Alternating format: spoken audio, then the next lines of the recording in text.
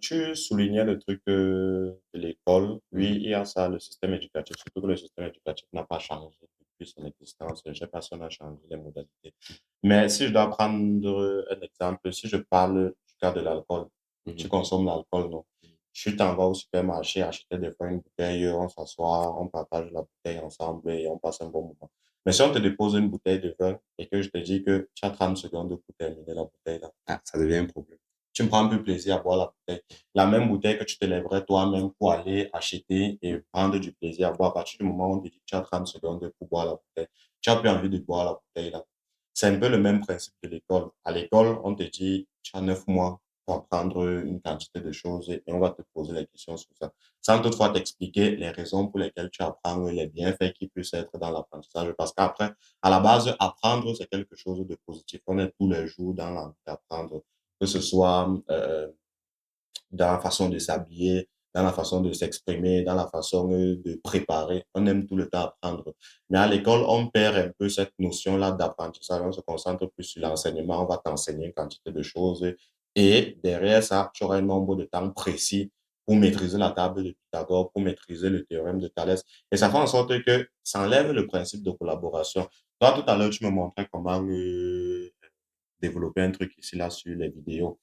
Parce que ça te fait plaisir d'apprendre ça. Mais si tu sais qu'il y a les compétitions et que derrière, ça va faire partie des évaluations, tu n'auras plus envie de partager cela avec moi parce que tu me dis, si tu me partages comment faire cela et que Mhm. moi, je ne t'explique pas tout ce que je sais en retour, Je comprends. tu perds lors de l'évaluation. Ça fait en sorte que il n'y a plus cette volonté de collaboration. Mhm. Celui qui a su maîtriser la table de Thalès ne veut pas t'apprendre parce que peut-être il se dit que ouais, tu as l'avantage sur le dessin et Mhm. peut-être lui, il aura des avantages là-bas, donc il préfère capitaliser sur l'avantage Il aimerait qu'il a. être premier sans deuxième. Il aimerait être premier sans deuxième, surtout que à la fin d'un système éducatif, les derniers sont un peu punis. C'est un peu la honte, la moquerie pour peut-être celui qui a eu 7 de moyenne. Mais Mhm. on valorise plus celui qui a eu 17 ou 18 de moyenne. Alors que l'évaluation a été faite dans un cadre bien précis. Celui qui a eu 18 de moyenne, c'est peut-être parce qu'on a évalué en mathématiques, physique ou chimie. Si Mhm. peut-être on avait évalué en sport, on Mhm. n'aurait pas eu les mêmes 18.